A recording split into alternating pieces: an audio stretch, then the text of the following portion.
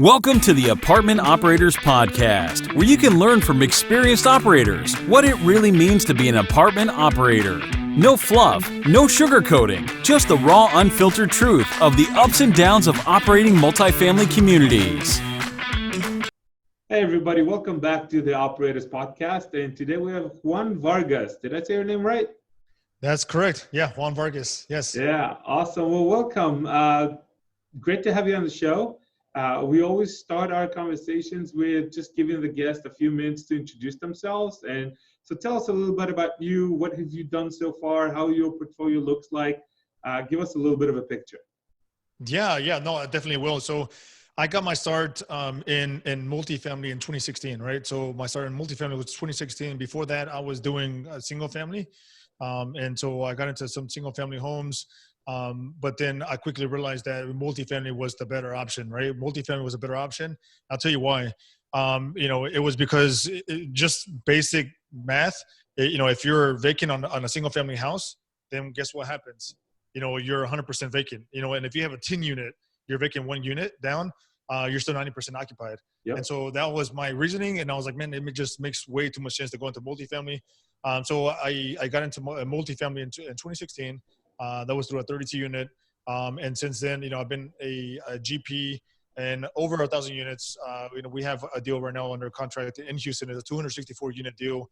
So that's another 200 units. But I've been a limited partner as well. So I've been a limited partner in over 1,000 units because I like to see what other operators are doing, other strong operators are doing. And I like to also, just keep the capital moving and keep the capital growing, and that's how you're able to, I like the thought of that mailbox money, right? So if you have that mailbox money coming in and you don't have to do much for it, it's awesome.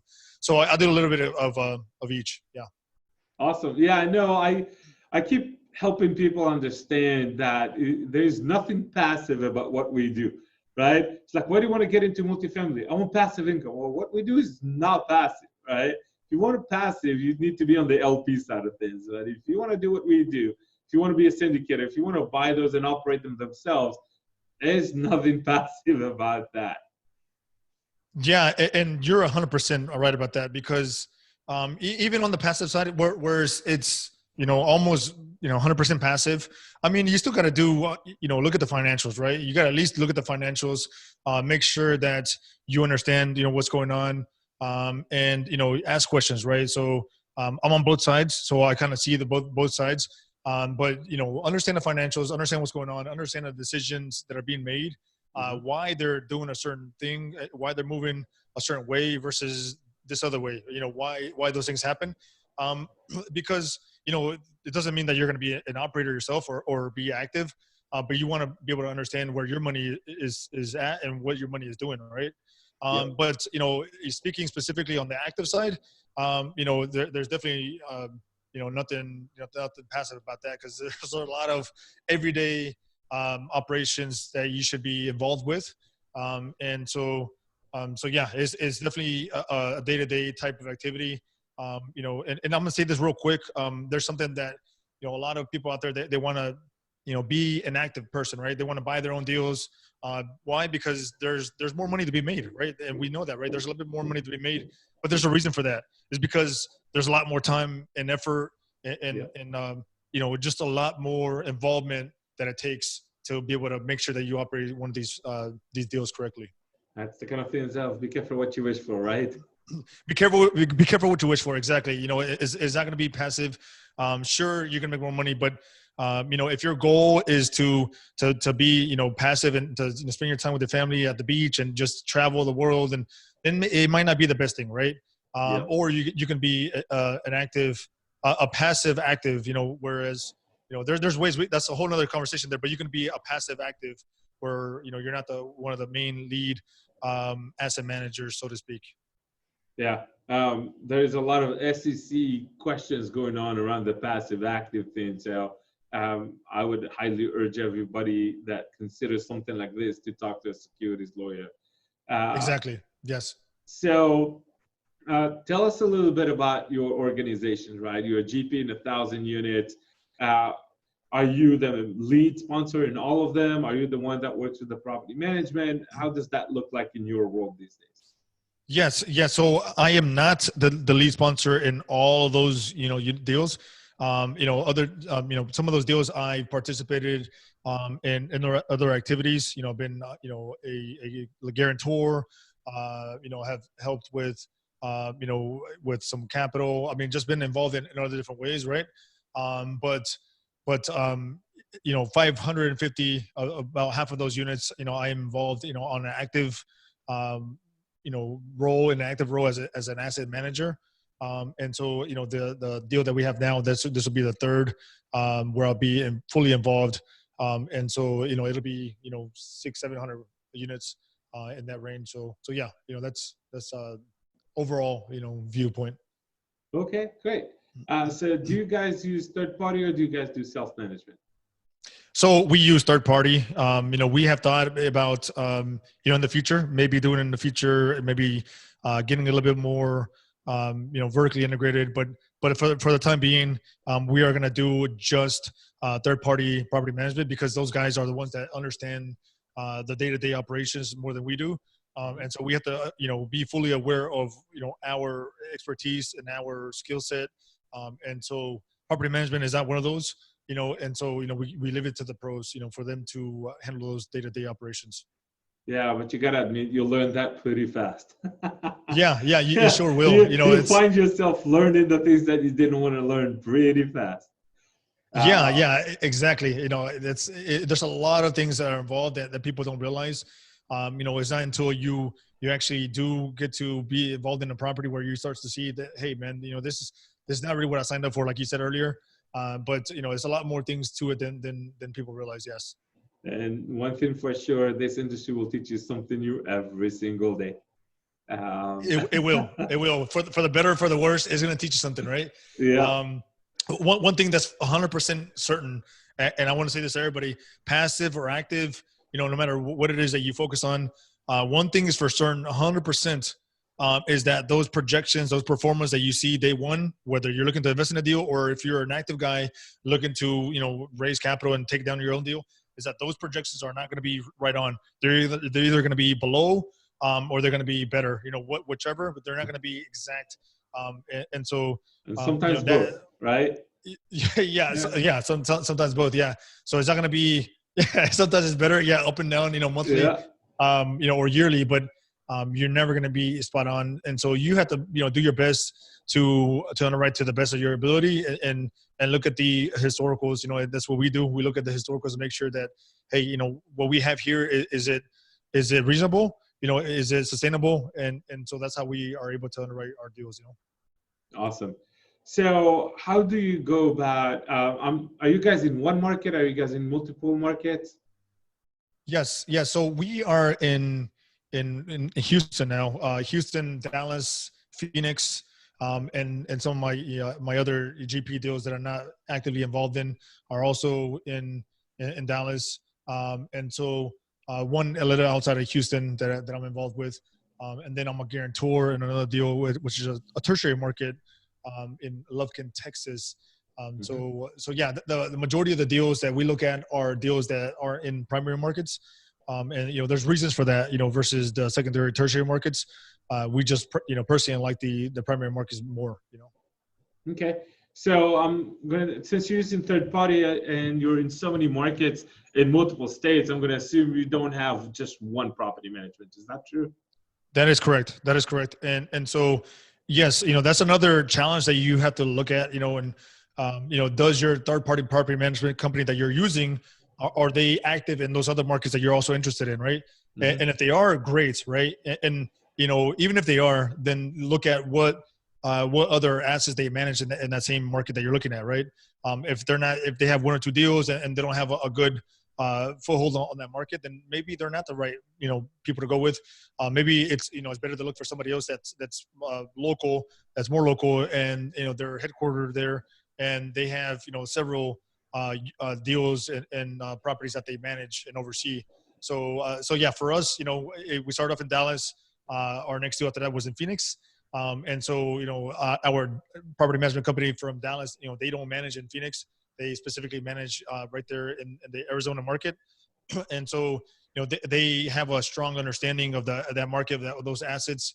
what goes on there. So, it was an easy decision for us, and the other thing about that was, our property management company that we use in Dallas, they are able to move to another market, right? If the deal's, big enough, they can certainly move.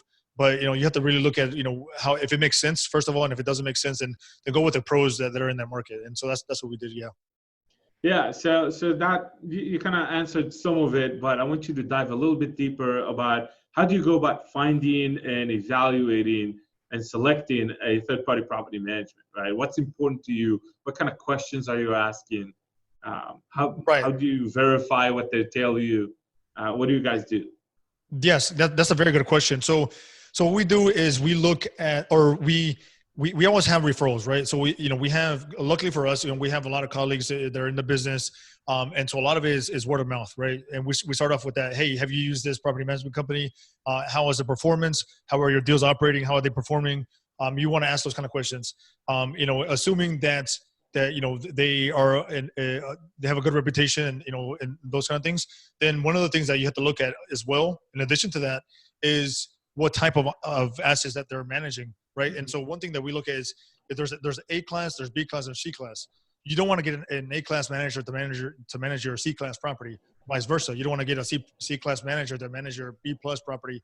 Even B to C is a distinct difference, because there's different tenant profile, right? And so these managers, they can operate maybe a B property, perfectly, and then they'll do the best for that property. But then they go to a C, and a C is going to be different. Why is it going to be different? Well, you have a different tenant base, you have a different demographics, you have different type of turns. The tenants demand different amenities for the property. It's a different type of clientele, so to speak, right? Absolutely. So B and C are totally different. If I'm looking at a B plus asset, I'm going to go after a B plus manager that has experience, that has, that's done it in that.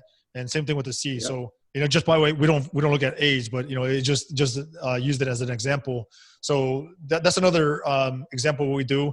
And so, are they active in that market? And if so, then the other thing that we do is if it's the first time we're using them, then we get some referrals, or we ask for an opinion from the local brokers that are operating that market, and also the lenders. The lenders have a believe it or not, they have a good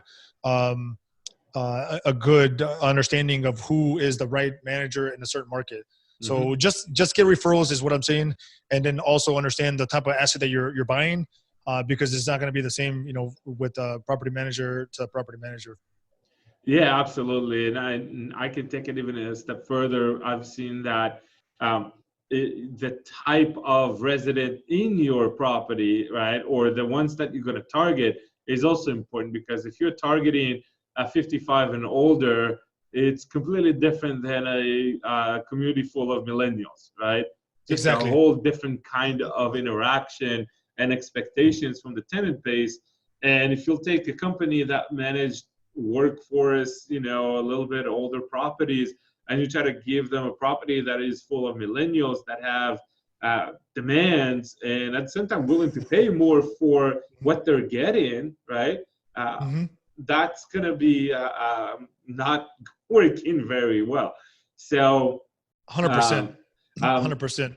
And for the listeners that haven't listened to our previous episodes, what Juan just said about making sure you find the property management that targets the class you're buying is a repeat thing that we've heard from multiple operators, and it's just solid gold here. So don't try to take a property management that manage A class and give them a B class with the expectation that they'll turn it into an A class.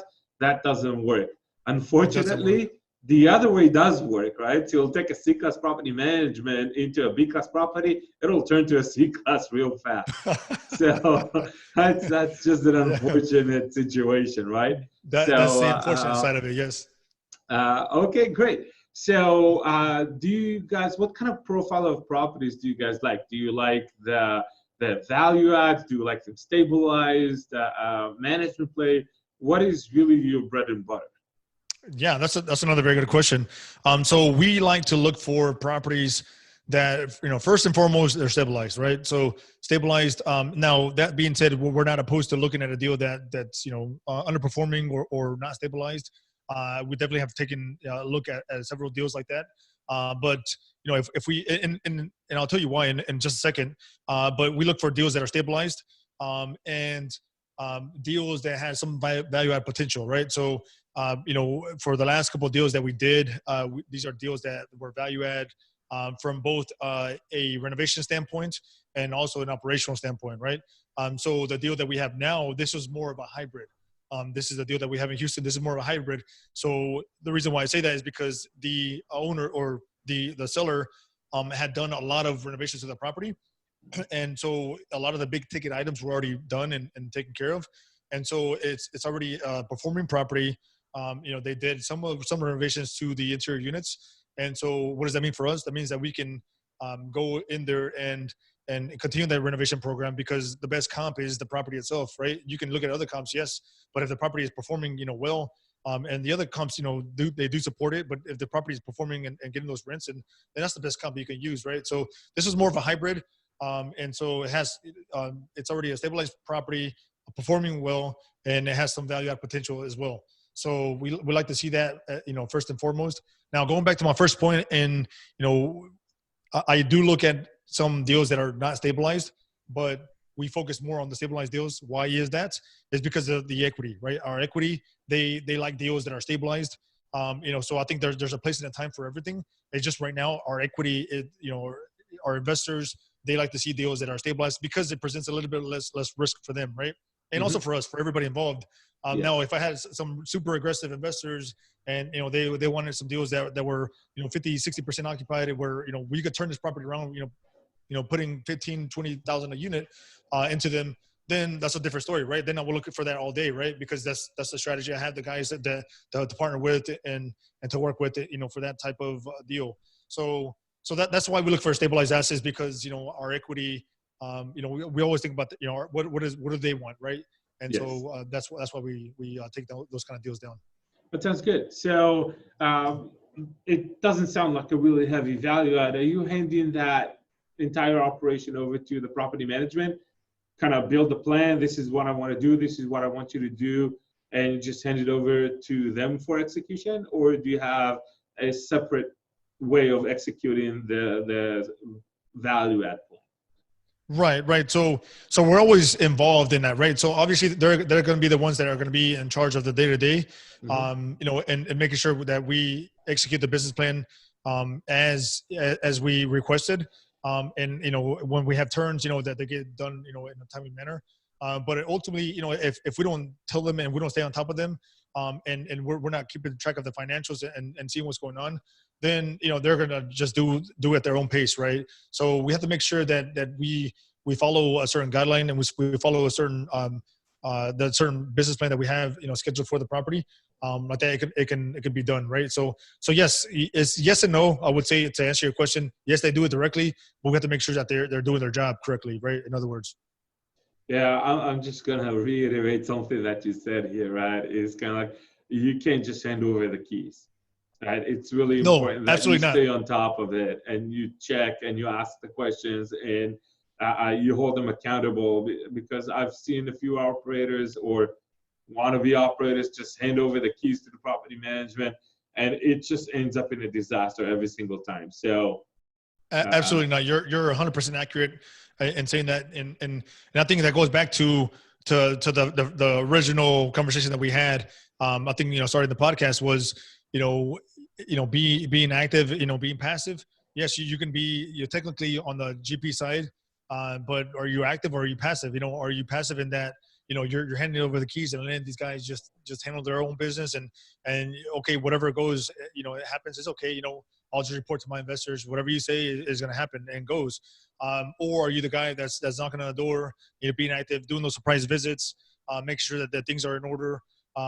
There's a lot more to it than just sitting back and relaxing and just drinking pina colada, at the beach. You can't do that. So you definitely have to be involved.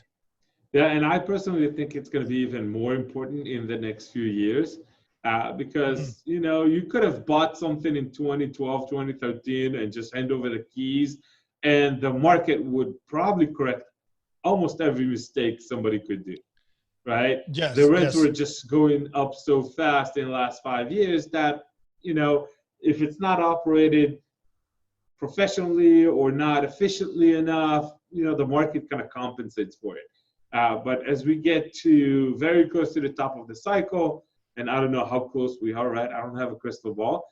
It gets more and more critical to stay on top of it and make sure that no one takes their time and being slacking around to get those plans executed. So I think it's going to be more critical in the next 2 years.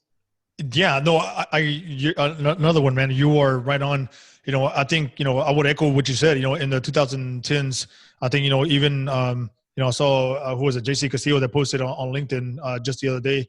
2010s was a decade where we were able to buy deals, and if you were a semi good operator, or even you can even say a kind of bad one, you were saved by the market, right? So the cap rates kept compressing.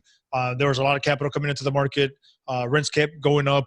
It's just a combination of everything, right? So even if you did okay, even if you were that guy that was drinking that pina colada at the beach, most of the time you're going to be okay, right? Not every time, but most of the time. Why? Because those cap rates kept compressing. The market just kept going in your favor. And so even if you didn't do much to the property, just by the cap rate compression alone, you made out, right? So you go to sell the property and you made out. But in the 2020s, it's going to be a different story. And so, in 2020s, you may not get that same cap rate compression. I don't think we will either. I think, as a matter of fact, I think that the cap rates are going to start to go the other way. So what does that mean? If you're buying a deal today, does it mean that, if we do have a recession in the next year, or this year, in 2 years, whatever, what does that mean? Does it mean that, everything's going to go haywire and we're all going to be in bad shape? No, it doesn't mean that necessarily. It just means that you have to be able to properly operate your deals, make sure that you're staying on top of what's going on every single day, your financials, and do what you can, right? And I think more than anything is going to be tenant retention. Make sure that that our tenants that we have at the property are being well taken care of, and their needs are being met, right? So it just goes back to the basics, man. I think a lot of people kind of overcomplicate things, honestly, and I think it's just providing the basic fundamentals that people have, or that people need, and providing them in a good way, right? So obviously, there's amenities that you have to have and stay with the latest and greatest as far as technology goes. But just customer service alone, just the basic fundamental is very important. So I would think that you're right on with that statement as well. Yeah. So you're working with the third-party property management. Give us a little bit of a picture of how does that look like? How often do you talk to them? Who do you talk to? Do you talk to the corporate office people? You talk to your regional? You talk to the on-site teams? How often do you show up on site? Give us a little bit more. Yes. So our third-party property management company, so we have weekly calls, right? And so we hardly ever get on the calls with the corporate office, right? Unless there's something that's going on, or that's out of our control and we need to take care of, which is hardly the case. But usually these calls are with the on-site property manager in the regional. So we have these calls with both of them. And so, we look at over everything, what's going on, how many leases do we have, how was the traffic like, how many was the delinquency like, all those kind of questions that we have, if we have any CapEx repairs, or items that need to be taken care of, what's the schedule like, what's going on. And so we try to stay on top of every single one of those things, is those calls are on a weekly basis, but we look over and communicate, I wouldn't say daily 100%, but it's almost on a daily basis. And so we try to visit the property at the very least. If it's not local, at the very least, twice a month, once a month, twice a month, depending on where it's at. So twice a month for like our Dallas deal. I have a partner there in Dallas, and he's there. You don't have to be there every single day, but you got to make sure that you're there and have a presence there.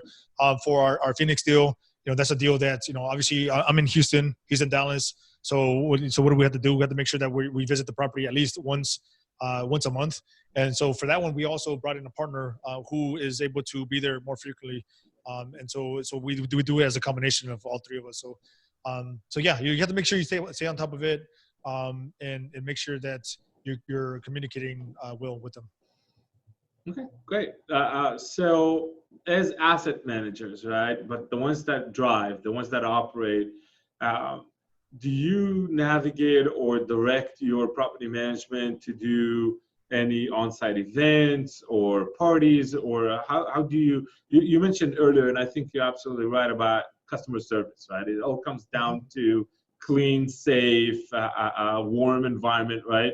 But also what we found that for retention, a sense of community is really important as well. So do you guys do anything for your residents that kind of our listeners can pick up and do as well? Yes, definitely. So we always try to stay active with them, through like different parties, different events. And so like, we had a holiday party, Halloween, 4th of July, those kind of different events. And then, also whenever we do like surveys, we'll do surveys. So like, what is it that you're looking for? What is it that you would like to have, at the property? What is it that's missing? We like to do those kind of surveys as well. And for that, we just offer them, something, right? Offer them a gift card or something like that, so like that they're able to do those surveys. But it really was the information that we want, and to be able to know what it is that's going on at the property. As far as the management, is the management going well? Are they doing their job? Those kind of things. As far as, what do you guys expect at the property? What do you like as amenities? Those kind of things. So we always try to be involved because, if you're not, then they can go down the road, to the next guy. What makes you different than the next guy, right? Yep. So that's you have to be involved, and we are. We try to stay involved as much as possible. Yeah. Okay, that's great. So because you're coming in and doing value add, right? And right now you're focused on the light value add, the ones that are already stabilized. Other than renovating units and increasing rent, what other ways do you guys have to increase revenue? And we're going to talk about decreasing expenses in a second. So let's focus on the revenue side on the revenue for a minute. Yes. Very good question. So, as we could be at the top of the market. Who knows how much further the rents have to go. I mean, obviously, when we look at deals, we always look to push the rents. Every single time we're looking at a deal, we always look for ways that if we can push the rents, then great, right? But as it's becoming more difficult to find deals that pencil out, right? Because everybody wants to be in the space. They're asking for crazy prices. And so you got to find that competitive advantage. So for us, and not saying that we bank on this, but for us, some of the ways that we've been able to generate that extra income is through additional income, right? Other income, right? So specifically on the other income, we look for sources like covered parking, reserve parking, Wi-Fi. Those are like the three main that we've used for the last couple of deals, and even our deal that we have now. So what do you do with the Wi-Fi? Yes, very good question. So for Wi-Fi, as I said earlier, we have to make sure that we stay on top of all the amenities and the technology, right? Because tenants, there's no tenant out there, there's nobody out there really without a cell phone, right? And so nobody out there really without technology, right? So one of the things that we provided with the Wi-Fi is obviously internet access for each unit. So the way it works is we have a contract with a third party service provider, and then they bill us directly. So we pay them for their services. So now what we're able to do is if let's say for example that on average they charge us $30-$40 per unit, then we could turn around and offer the Wi-Fi to the tenants, and so we can charge them $70-$80. So you make that delta, you make that difference, right? Mm-hmm. So that's one way that we're doing it. And a lot of these tenants are going to get Wi-Fi for their apartment anyways. Yep. So we're able to offer that service right then and there. And we're implementing that in one of our properties. And we just launched that. And so I can't tell you 100% on the results, right now. But we had good long conversations, actually a lot of conversations, to make sure that this was something that was achievable. And we even asked our tenant profile if that was something that they would like, and it was overwhelmingly yes.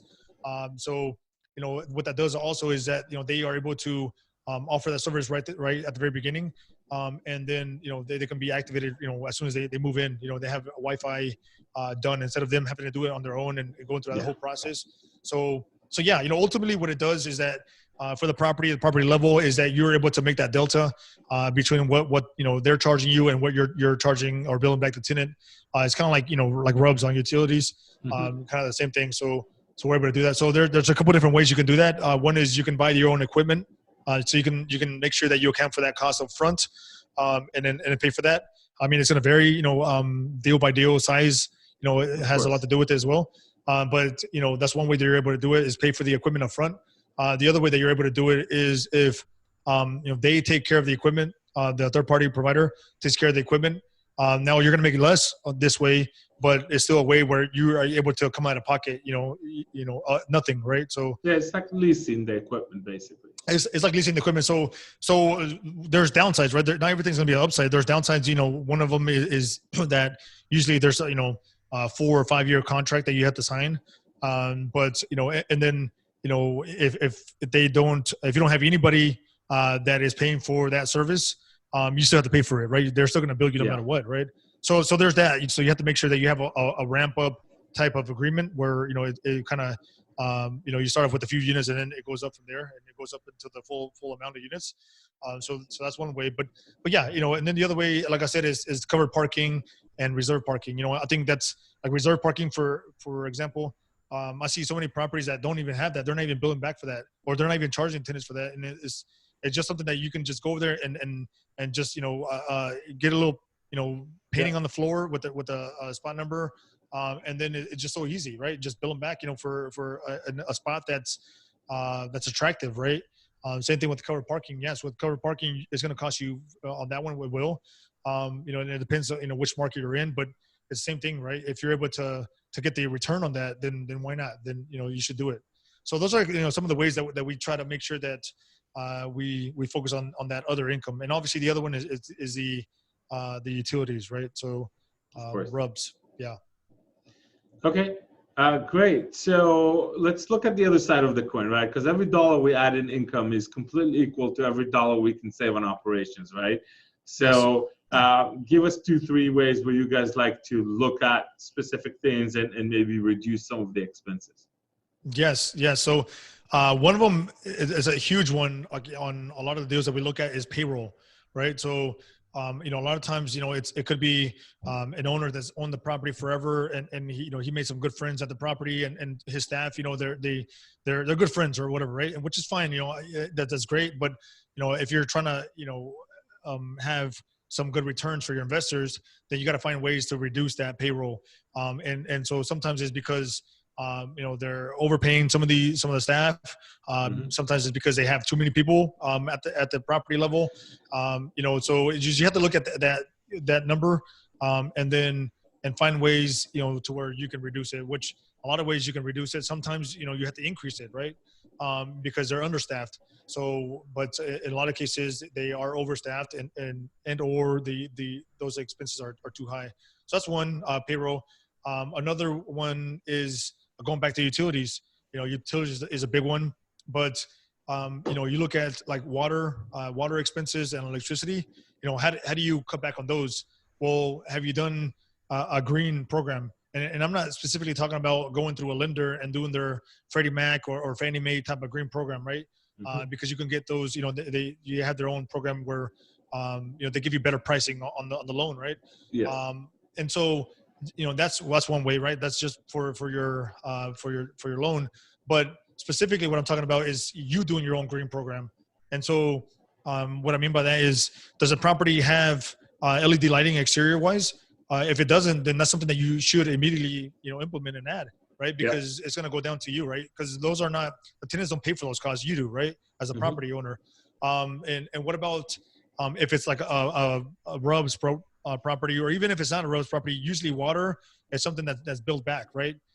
is not necessarily individually metered, in most cases, right? So if you have, toilets, for example, that are old and, they're just, using up a lot of water, even shower heads, those kind of things, then, that's an easy fix. That's a really easy fix. So yeah, it can cost you, $50,000, $100,000 to replace all the toilets and shower heads and aerators and do all those things. But how much are you saving per month? Is ridiculous. The number that you can save per month. And then if you do it on a further basis and you want to see the value that you just added to the property, then you just divide it by the cap rate, right? And just like that, you're able to even see the value that you just increase the property with. So I think it's huge. And I think, that's something that, people don't look at. And I think you should account for that. If you're active, you're looking for a deal, and look for ways that you can reduce that and make sure you account for 50 grand, 100 grand, 150 grand, whatever it takes to replace them. And you're going to see the big savings, on the back end and cash flow wise. So just go ahead and make sure you account for that. So those are the two biggest ways that I would say that, that we're able to reduce those expenses. Obviously, taxes. Living in Texas, taxes is a big thing. Especially in these. Unfortunately, yes. Especially in these primary markets where you're looking at, let's say, like in Bexar County, which is San Antonio, or like Tarrant County, they're pretty aggressive. Dallas County, Harris County. Yeah, Collin County is one of the most aggressive ones. Collin County. They're super aggressive, right? So, if you let them run over you, they're going to run over you, right? If you don't say anything and you just take it, then you're going to get it. Oh yeah. Yeah. So you have to make sure that that you fight back. If you have to sue them, then you sue them. We'll do whatever you got to do to reduce that number.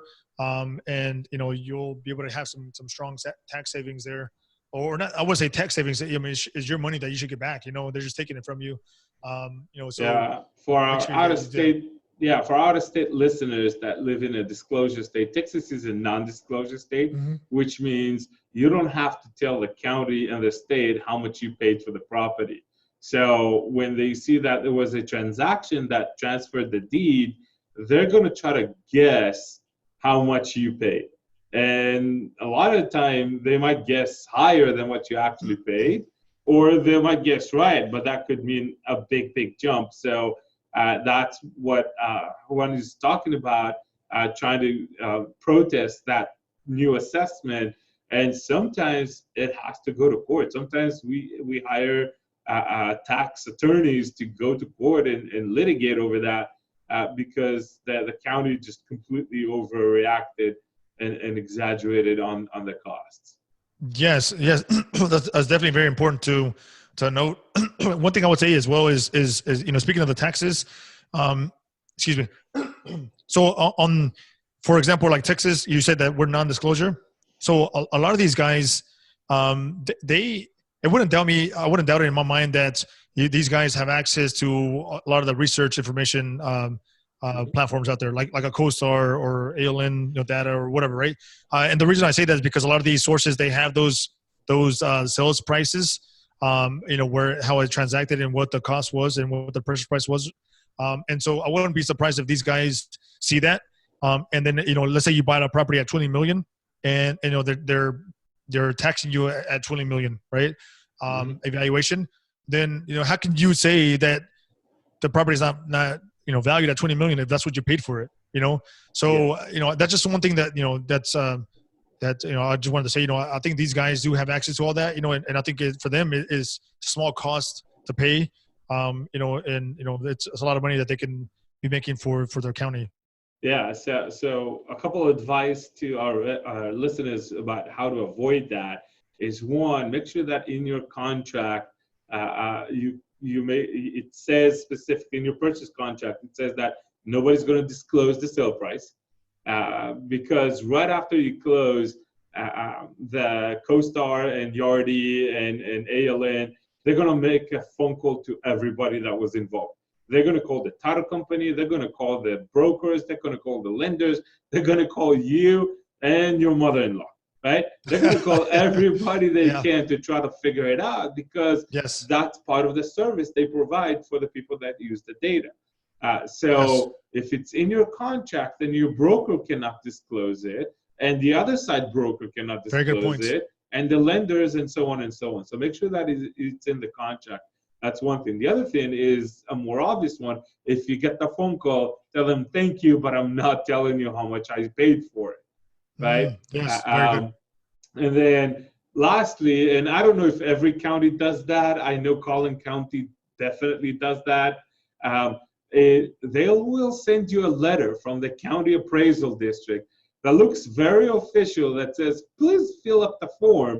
And that form asks all those questions. I've seen it, yes. And then in a very, very fine print, it says, well, you don't really have to tell us that, right? Yes. So it's like usually when I get those letters, it's got, okay, straight to the trash can, right? But a lot of people don't realize it's optional because it's coming from the county. It's got to be official, right? It's optional, so you don't have to fill it up in Texas. Make sure that you follow your state rules and regulations. That's very, very good advice. Very good advice. You don't have to disclose it. Don't fill out those sheets. If you get a call, just ignore it or give them, answer and say, I'm not going to tell you, it's none of your business, so it really isn't, so they're just going to use that to your disadvantage. Yes.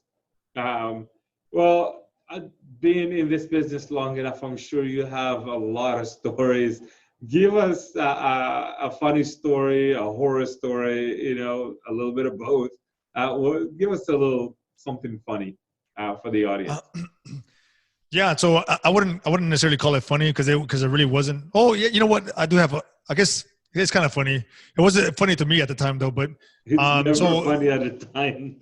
It's never funny at the time, and it's never. Yeah, if it happens to you, it's not funny. But you look back on it, you're like, oh man.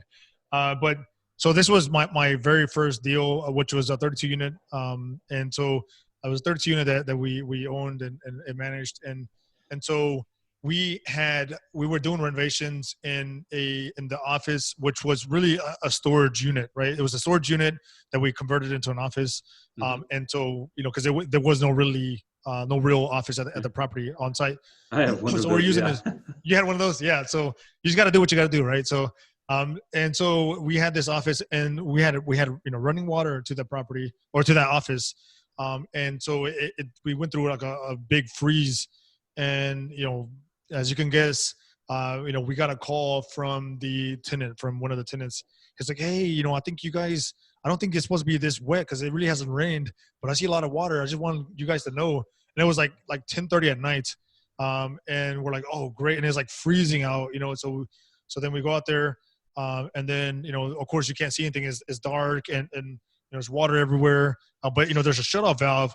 So here we are, digging through it, digging through all the mud, through all the water, through everything, freezing water, just to be able to find the shutoff valve. We ultimately found it, but after it had made like a big disaster. And so, yeah, it was because, it wasn't properly insulated, right? We should have done a better job of insulating the pipe. And so it's just one of those things. Hey, you think that's like the worst thing in the world, is it your worst day ever? But it's one of those things you look back on it and you kind of learn from it a little bit, right? And, it makes you, makes you a better person, I guess a better owner, right? Those kind of things. But it's not funny at the time. Yeah, make sure that you pay attention to the weather and you have your pipes that are well covered and that is not gonna happen. Yeah, so that's a good operational tip comes out of this story, right? It's like watch the weather, and if the property if the weather is gonna drop below 0, right, or below 32, you're gonna have to make sure that the day before your team runs around the property and all those faucets that come out of the buildings have the covers on top of them.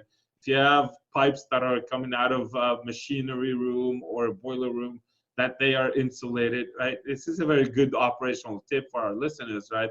It's kind of like, you don't think about these things, right? But then one of those incidents will teach you real fast to watch the weather. And if the weather is going to drop below the freezing point, you have a task list for that day. You definitely have a task list, and really, you should be able to, whenever wintertime is coming, make sure that you prepare then. Don't wait till me, like where I did it after the fact. Don't do that. Make sure that you prepare, a couple months in advance. Not that whenever it does come, you're fine. Just make sure you monitor your property. But this is assuming that you have a smaller property, and or you're doing your own management. So which a lot of us, do still, right? So yeah, very good. Awesome. Well, if you talk to a new operator, somebody that just signed a contract or just completed an acquisition, right? But it's the first property they're going to operate. What's the best advice you would give them? Yeah, that's a very good question. What I would say is to make sure that they are on top of their property. Every single little thing, that they're on top. And so, if you're doing this for the first time, you're not going to know everything. That's just a given. You're not going to know everything. But make sure that you're asking your team, your property managers, all those questions, right? And there's never a dumb question in this industry, because we've these not only the property manager, but everybody that's been in this industry, have gone through different things, and so always ask questions. Don't have that ego going into a property, because could turn into a real bad situation real quick. So don't be afraid to ask for help. Is really what I'm trying to get at. Ask for help and be willing to take that advice from others that have been doing it much longer than you have. Yeah, that's a really good advice. Like I said earlier in our conversation, this industry will teach you something new every day. It doesn't matter if you're doing it for 3 years, 30 years, or 300 years. There is still something new every single day. All the time. And so, I haven't, there's a lot of things out there that I haven't gone through myself. And if I do experience that, then I'm gonna have to, reach out to the guy that's been there longer than I have, that can, help me out with that situation, or somebody. Always have somebody, with you, somebody that you can contact, somebody that you can ask for help from, because there's a lot of moving pieces to these deals. It's not just rent and expenses. That's just one piece of it. That's certainly one of the most important ones, but that's not all of it. So make sure that you have a good team and you're willing to ask for help. Yeah, that's a really good advice. Our last question that we ask usually all of our guests is, if you could go back in time and meet young Juan, right? And let's say that you cannot tell them that 2009 is the bottom, buy everything. Okay, right? Let's put that aside. What would you tell young you? What advice would you give yourself? So I knew that 2009 was going to happen, or I didn't know that was going to happen. You can't tell them that. You can't tell yourself that. Oh, I cannot tell myself that. Okay, so if it was back then, and I knew that I wanted to get into real estate at that time, then I think it goes back to having the right mentors. Because I think that's so huge, right? So having the right mentors to learn from, to reduce mistakes from.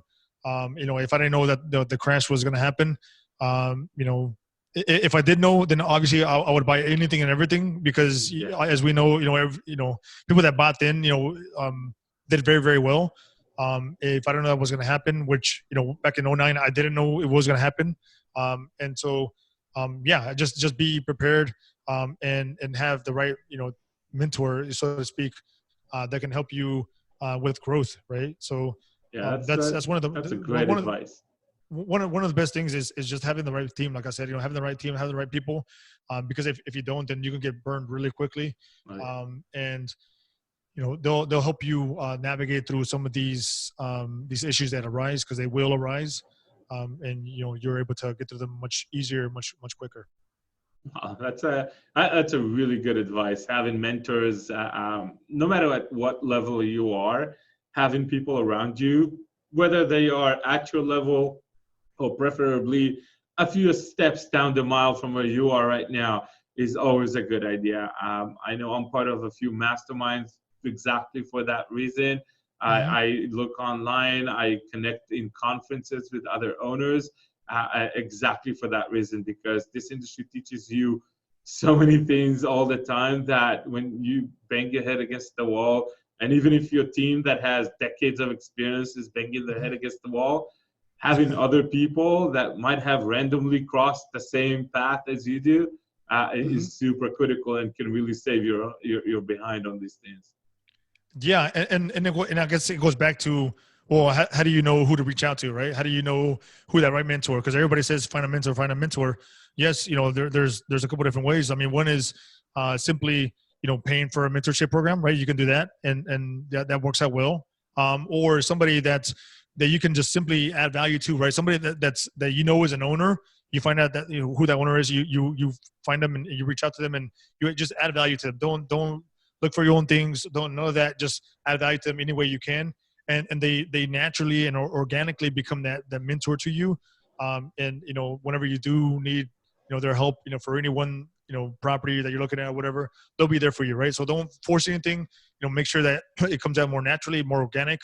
And those are really the best type of mentorships, in my opinion, because yes, the paid ones are great. You're gonna get some great people behind there. And the network around there is going to be great, and I've done those myself. But you find that one person who's done it and just become their really good friend. And yeah, I think those are the best ways to have a mentor. Yeah, absolutely. So I want to be conscious of your time. How can our listeners find you if they want to reach out, if they want to invest with you, if they want to ask you any questions? How can they find you? Sure. That's Juan at genwealthcapital.com. It's Juan at genwealthcapital.com. Or they can, reach out to me, through social media. I'm on, Facebook, Instagram, LinkedIn, even Twitter. So you can reach out to me any one of those platforms. TheJuanVargas.com TheJuanVargas.com. That's another one of my websites. But it's at The Juan Vargas for the social media platforms. Yeah, and we'll put links to all of those in the show notes. Sweet. Yeah. No, I appreciate that. And thank you. Well, Juan, thank you so much for being a guest today. It's been a pleasure. No, I was going to say, it's been my pleasure. It's been my pleasure. I love the questions that you asked. A lot of solid questions, and I like your knowledge as well. And I hope that, your show continues to do really awesome. Awesome. Thank you so much. And to the listeners, if you want to listen more to our show, our website is the aptopr.com. And you can find us on iTunes, Stitcher, SoundCloud, all the usual suspects for getting your podcast. We'll also appreciate it if you take a couple minutes and put a review for us. And until the next time, thank you. Thank you for listening to our show. If you want to enjoy more episodes, please subscribe on iTunes, YouTube, Stitcher, or SoundCloud. For questions or feedback, please visit our site at www.aptopr.com.